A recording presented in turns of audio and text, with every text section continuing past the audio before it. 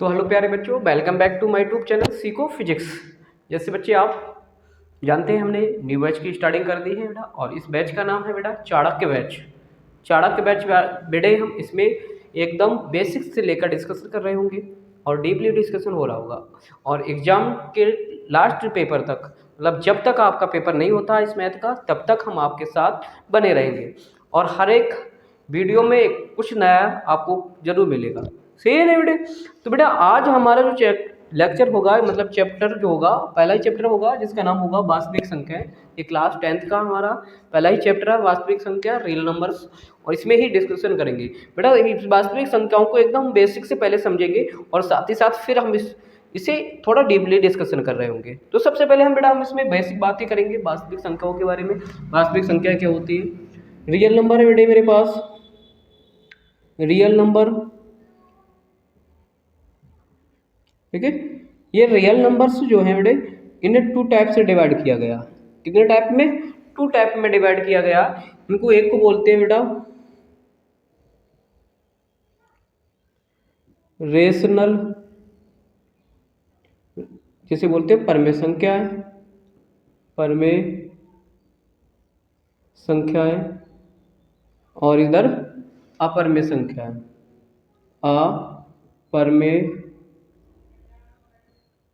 अपरमेय संख्याएं, ठीक है। परमेय संख्याएं और कैसी? अपरमेय संख्याएं। अब बात करते हैं बेटा परमेय संख्याओं को कितने भाग में डिवाइड किया गया। परमेय संख्याओं को बेटा दो भाग में डिवाइड किया गया है।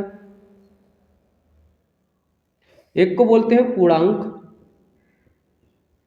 पूर्णांक संख्याएं, और एक को बोलते हैं दशमलव संख्याएं, दशमलव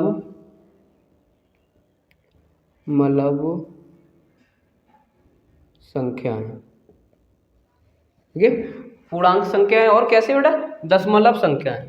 फिर से एक बार रिपीट करते हैं बेटा, हमारे पास जो रियल नंबर्स हैं, ये रियल नंबर्स को क्या किया गया? टू पार्ट्स में डिवाइड किया गया। एक को परमेय संख्या और एक को अपरमेय संख्या बोलते हैं, ठीक है। साथ ही साथ फिर परमेय संख्या को टू पार्ट्स में डिवाइड किया गया, परमेय पूर्णांक संख्या, और इन्हें बोलते हैं दशमलव संख्या। फिर पूर्णांक संख्याओं को भी टू पार्ट से डिवाइड किया गया। कितने? दो पार्ट में डिवाइड किया गया। कौन कौन से बेटा टू पार्ट? एक को बोलते हैं प्राकृतिक संख्या, प्राकृतिक संख्या,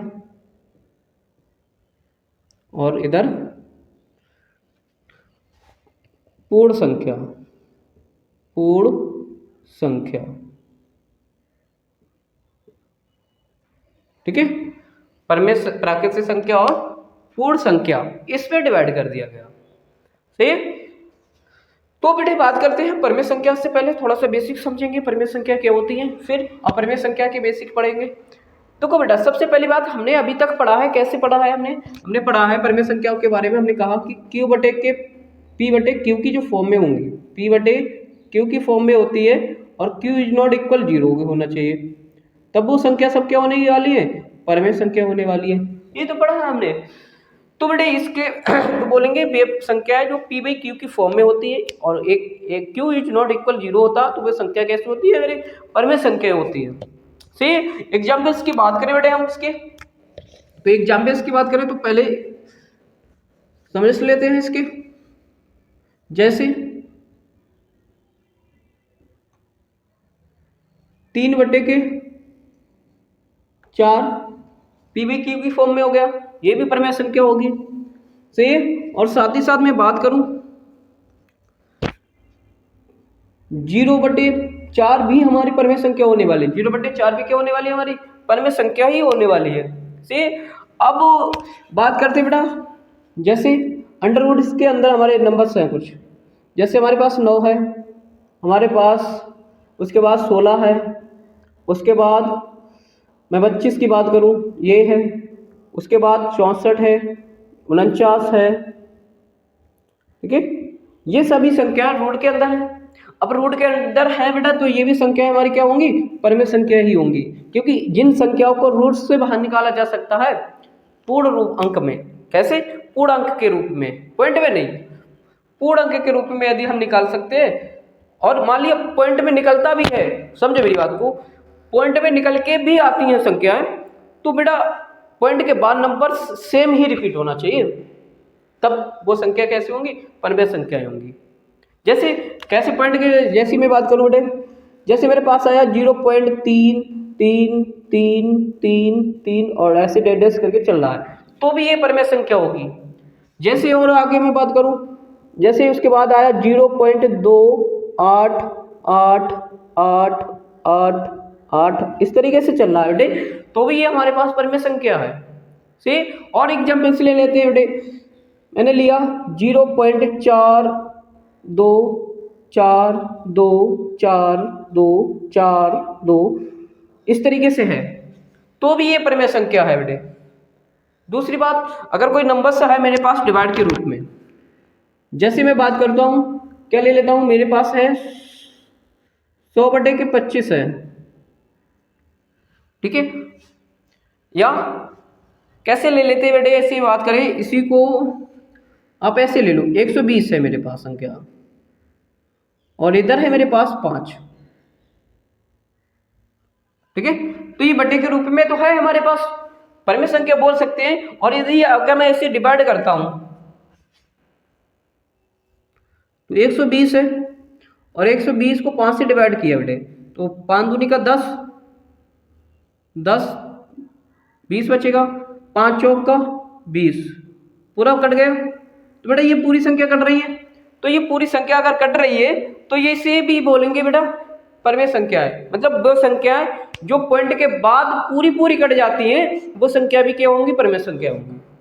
आई वो बात समझ आ रही होगी आपको, सी तो वो भी हमारी क्या होंगी, पूर्ण संख्या, मतलब परमेय संख्या ही होने वाली है, जो पॉइंट के बाद अगर नंबर से चलता है 4-5 नंबर के बाद वो संख्या यदि पूर्ण कट गई, पॉइंट के 3-4 या 1-2 नंबर्स के बाद अगर संख्या पूरी पूरी कट गई, तो वो संख्या भी हमारी कैसी संख्या होने वाली है बेटा, वो संख्या भी हमारी परमेय संख्या होने वाली है, ठीक है। आई बात समझ में, चलते हैं बेटे फिर। अब हम इसके पढ़ेंगे पूर्णांक क्या होते हैं ना, परमेय संख्या को तो दो पार्ट में डिवाइड किया गया था बेटे, पूर्णांक क्या होते हैं समझो। पूर्णांक हटाओ, इसे मिटाइए दो।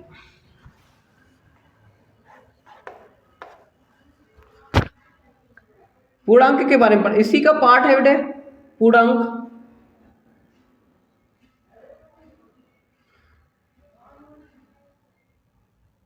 पूर्णांक समझेंगे बेटे, जैसे मैं बात करूं एग्जाम्पल्स की बेटा, माइनस के इन्फिनिटी से और डैश डैश प्लस के इन्फिनिटी तक के जितने भी नंबर्स होंगे, माइनस के इन्फिनिटी से प्लस के इन्फिनिटी तक के जितने भी नंबर्स होंगे वो सभी हमारे पूर्णांक होंगे, ठीक है। सब क्या होंगे बेटे, पूर्णांक होने वाले हैं। जैसे बेटे क्या आपसे कहा जाए कि बताओ 0 क्या पूर्णांक होगा, बिल्कुल होगा वही पूर्णांक, क्योंकि इनके बीच में ही तो आएगा, माइनस के इन्फिनिटी से प्लस के इन्फिनिटी के बीच में ही तो 0 आएगा, तो 0 भी क्या होगा हमारा, एक पूर्णांक का होगा, ठीक है। अब मैं दशमलव संख्या की बात करें, दशमलव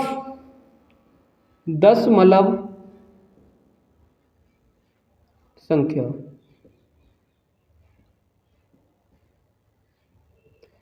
तो देखो बेटे दशमलव संख्या की बात करें तो जो अभी हमने बताया ये वाली संख्या, ये वाली जो संख्या लिखी गई है ये हमारी दशमलव संख्या ही बनने वाली है, ठीक है। इन्हीं को बोलते हैं भिन्न संख्याएं या भिन्न संख्या, भिन्न संख्या, ठीक है, दशमलव संख्या या भिन्न संख्या। तो यहाँ पे लिखी गई है जो संख्याएं, जैसे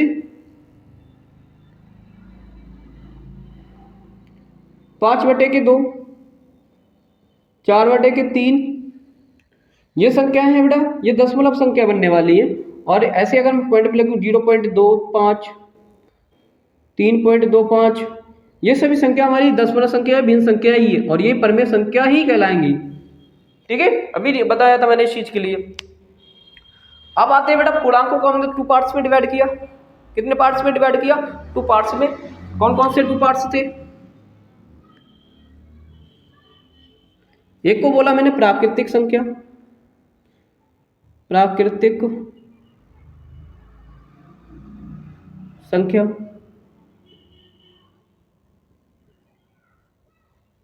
और एक को पूर्ण संख्या, पूर्ण संख्या। प्राकृतिक संख्या को नेचुरल नंबर और पूर्ण संख्या को होल नंबर्स के बारे में कहेंगे। ठीक है, तो समझे बेटे इसमें कि प्राकृतिक संख्या क्या होती है और पूर्ण संख्या हमारी क्या होती है, इनके बारे में थोड़ा सा बताते हैं।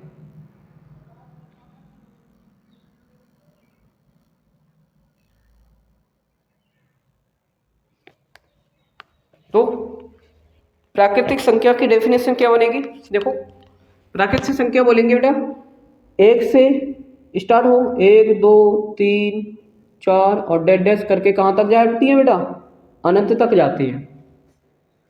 एक से स्टार्ट हो और कहाँ तक चली जाए बेटा, अनंत तक चली जाती है, तो वो संख्या बेटा हमारी क्या कहलाती है, प्राकृतिक संख्या कहलाती है।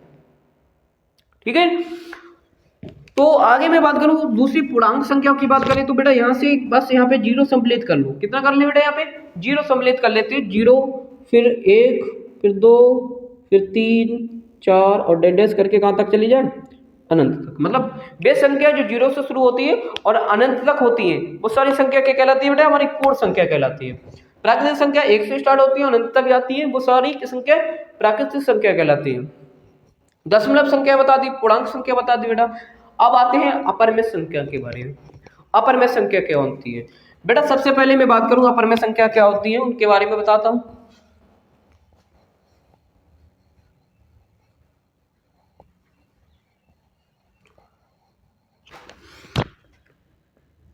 सबसे पहले बात वे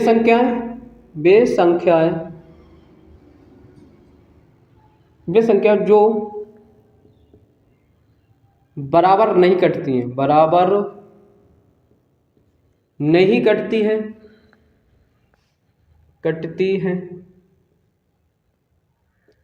वे संख्या जो बराबर नहीं कटती है वो भी अपरिमेय संख्या होने वाली है।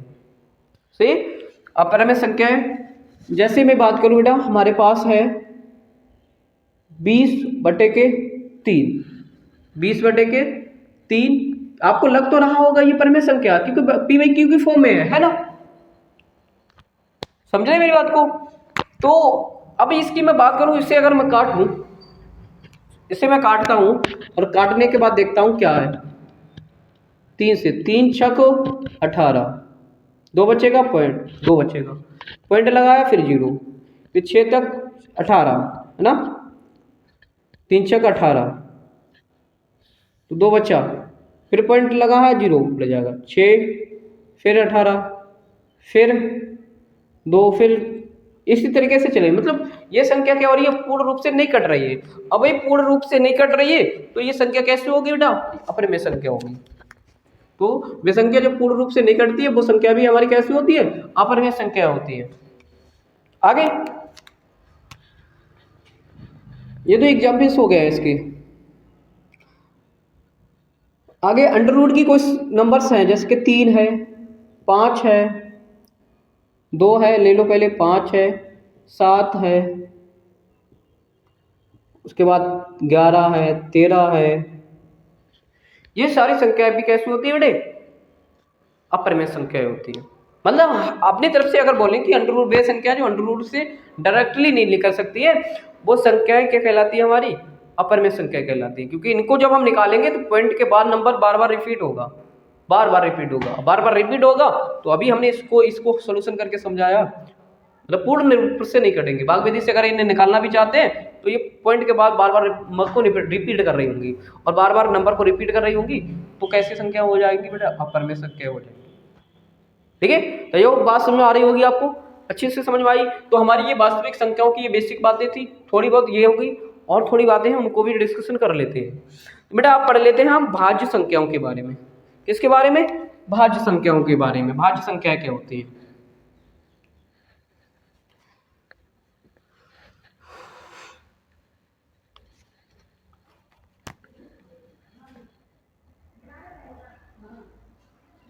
भाज्य संख्या। अब बेटा जैसे जानते हैं भाज्य संख्या कंपोजिट नंबर क्या होता है, तो आप जानते हैं कि वे संख्या जो खुद से भी कटे और दूसरे के थ्रू कट जाए। जैसे मैं बात करूँ, मैंने ले लिया 20 खुद से भी कटेगा, 20 से कम 20, और 20 को बेटा हम 2 से भी काट सकते हैं, 20 को हम किससे काट सकते हैं, 5 से भी काट सकते हैं। तो वे संख्या जो दूसरे भी कटे और खुद से भी कटे, मतलब दूसरों से भी कटे और खुद से कटे, वो संख्या भाज्य संख्या है। 20 हमारी कैसे संख्या हो जाएगी? भाज्य संख्या हो जाएगी, क्योंकि 20 खुद से कटी और दूसरों से भी कट गई। सही। तो सबसे छोटी भाज्य संख्या हमारे पास क्या होती है बेटा? 4 होती है। सही। और सबसे छोटी विषम भाज्य संख्या, विषम भाज्य संख्या, विषम भाज्य संख्या बेटा हमारी कितनी होती है? 9 होती है। सबसे छोटी विषम भाज्य संख्या 9 होती है। अब बात करते हैं बेटा अभाज्य संख्या के बारे में। अभाज्य संख्या क्या होती है हमारे पास? अभाज्य संख्या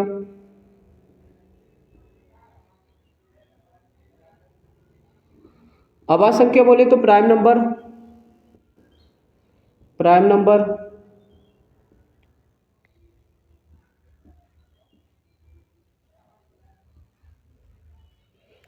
अभाज्य संख्या प्राइम नंबर्स, है ना। इसके बारे में थोड़ा तो आप देखो, इसके लिए सिर्फ 2 ही कॉलम होते हैं। मैं भी बात करें बेटा, एक तो वो संख्या जो 1 से कटे या इट्स सेल्फ खुद से कटे। वे संख्या या तो 1 से कट जाए या स्वयं से कट जाए, तो वे संख्या क्या कहलाती है बेटा? हमारी अभाज्य संख्या प्राइम नंबर्स कहलाते हैं। सही, समझ गए बात? तो बेटा इसके एग्जाम्पल्स ले लेते हैं बेटा। कुछ एग्जाम्पल्स क्या होंगे? जैसे मैं बात करूं 17, अभी 17 एक तो 1 से कट सकती है, 1 की 17 बार गुणा करें 17 एकम 1 17 17 है ना, ठीक है। उसी प्रकार अब 17 एकम 17, देखो 17 को 17 से भाग देंगे तो मतलब ये संख्या जो खुद से कटे और 1 से कटे वो संख्या हमारी अभाज्य संख्या कहलाती है। ठीक है। अब भी थोड़ा सा और बात करते हैं इसमें। सबसे छोटी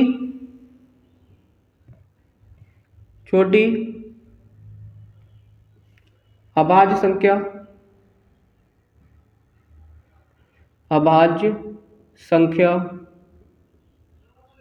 सबसे छोटी अभाज्य संख्या हमारे पास क्या होती है बेटा? सबसे छोटी अभाज्य संख्या हमारे पास है 2। और दूसरी बात समझने वाली ये है बेटा, एकमात्र ऐसी प्राइम संख्या है, सम संख्या है, एक ऐसी मात्र सम संख्या जो अभाज्य संख्या भी है। समझे? तो आप लिखेंगे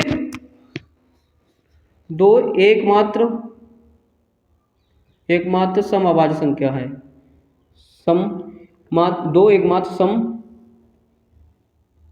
संख्या है जो अभाज्य भी है। जो कैसी संख्या बेटे हमारे पास? जो अभाज्य संख्या भी है, अभाज्य संख्या भी है, जो अभाज्य संख्या भी है। सही है बेटे? हाँ। अब बात करेंगे बेटा उसके बाद हम सहभाज्य संख्या के बारे में और सहअभाज्य संख्या के बारे में। सहभाज्य और सहअभाज्य संख्या है। और बेटा सहभाज्य और सहअभाज्य से 2023 में बेटे हमसे क्वेश्चन पूछा गया था ऑप्शन में। कहाँ पे पूछा गया था बेटा? ऑप्शन में पूछा गया था।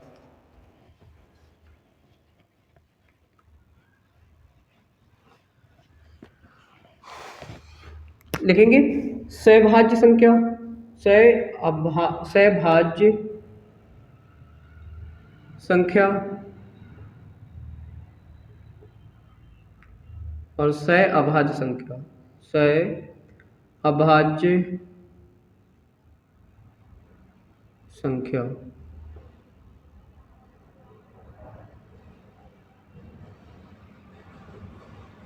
सहभाज्य संख्या और सहअभाज्य संख्या बेटा, है ना। इसके बारे में थोड़ा सा बताते हैं बेटे। देखो इसमें क्या होगा, सबसे पहली बात समझो, इसमें एक ब्रैकेट में 2 नंबर्स होंगे। कितने होंगे? 2 नंबर्स होंगे और दोनों नंबर्स एक ही संख्या से कट जाएं। क्या होगा? जैसे मैं बात करता हूं, मैंने ले लिया 13 और 39। सही का मतलब होता है 7-7। 2 संख्या कैसी बेटा है? 7-7 हो और एक ही नंबर से दोनों कट जाएं। क्या होंगे बेटे?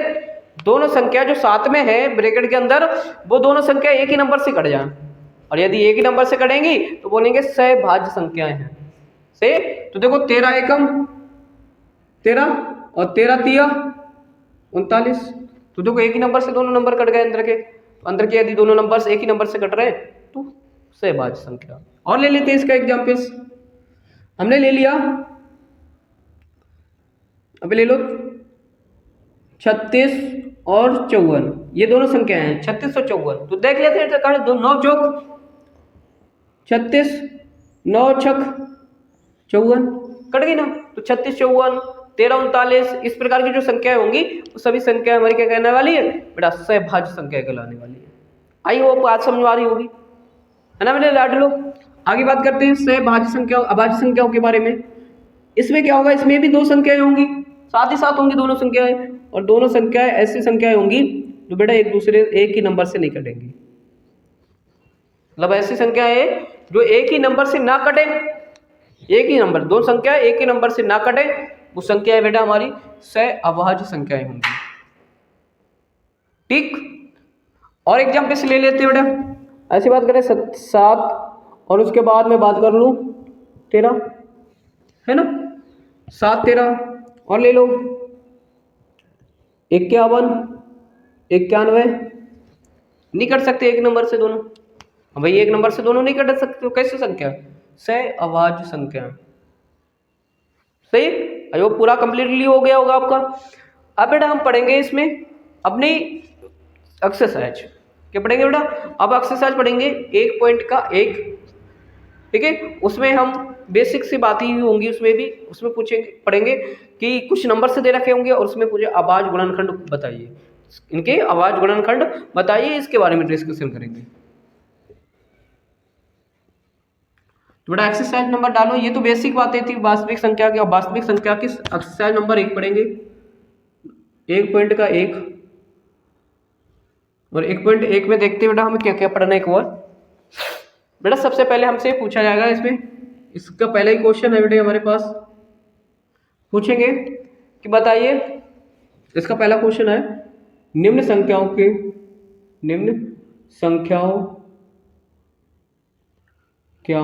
को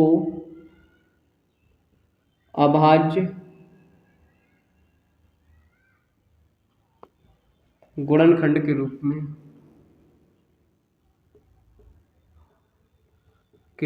में लिखिए।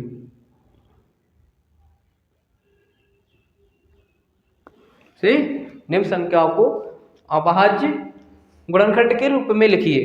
सही, बस ये लिखना है बेटे।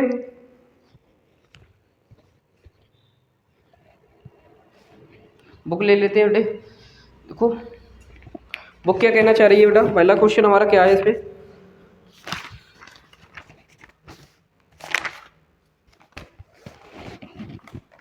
रूप में व्यक्त करना है। 140 है, 156 है और 38, 25 है। पहला ही नंबर से है बेटे 140, 156 और अगला नंबर है बेटे मेरे पास 38, 25। अभाज्य गुणनखंड के रूप में हमें लिखना है, संख्याओं को अभाज्य गुणनखंड के रूप में क्या करना है बेटे, लिखना है। अब अभाज्य गुणनखंड के रूप में लिखना है तो देखो बेटे कैसे करते हैं। अभाज्य गुणनखंड विधि लगाते हैं, ये वाली अभाज्य गुणनखंड विधि है जिसी को वृक्ष विधि भी कहते हैं। सही, करते हैं बेटा इसे। 2 से कट जाएगा, 2 सत्ते 14, फिर काटो 2 से तो 35 आ जाएगा। 3 से तो कटेगा नहीं क्योंकि 3 एकम 3, फिर 5, 5 कटेगा नहीं, फिर काटेगा 5 से, 5 सत्ते 35 और 7 एकम 7। बेटा इसका जो अभाज्य गुणनखंड के रूप में हो जाएगा तो 140 का जो अभाज्य गुणनखंड रूप हो जाएगा, देखो 2 कितनी बार, 2 बार, 5 कितनी बार, 1 बार, और गुणा 7 कितनी बार, 1 बार। यही इसका अभाज्य गुणनखंड रूप है। 140 का अभाज्य गुणनखंड रूप क्या होगा, ये है जो लिखा हुआ। ऐसे 56 के बारे में बात कर लेते हैं बेटे।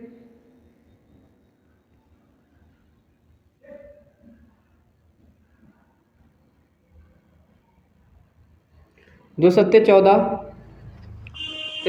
2 सत्ते 14, 2 अट्ठे 16, फिर 2 से कट जाएगा क्योंकि लास्ट टाइम में 8 है, 2 3 6, 2 नेम 18। फिर देखो 3 से तो 2 से कटेगा नहीं क्योंकि लास्ट में विषम संख्या आ रही है, तो 3 से काटो, 3 एकम 3, 3 3 9, फिर 13 एकम 13 से कटेगा। तो 156 का जो अभाज्य गुणनखंड रूप हो जाएगा बेटे, क्या हो जाने वाला, 2 कितनी बार, 2 बार, तो 2। 3 कितनी बार बेटा, 1 बार।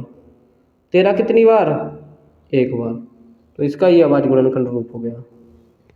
ठीक है, समझ में आई बात। अब चलते हैं बेटा 38-25 पे।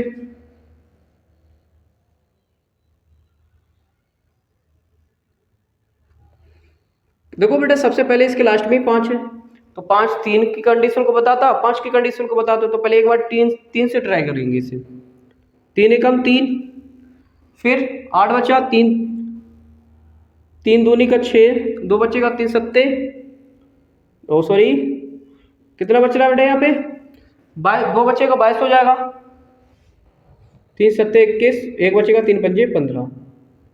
फिर 3 से ट्राई कर लो, 3 चौक 12, 3 दूनी 6, 3 पंचे 15।